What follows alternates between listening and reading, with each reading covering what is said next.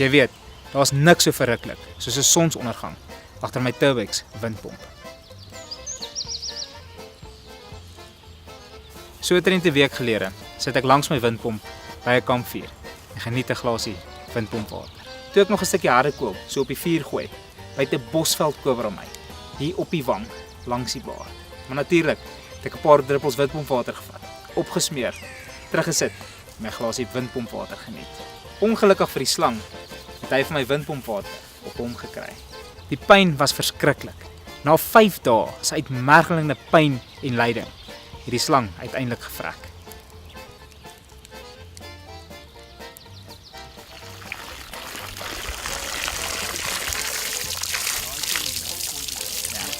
Bederf jou baard vandag nog met 'n nuwe Turbex waterpomp. Windpomp, sonpomp of dompelpomp. Ons pomp alles met plesier.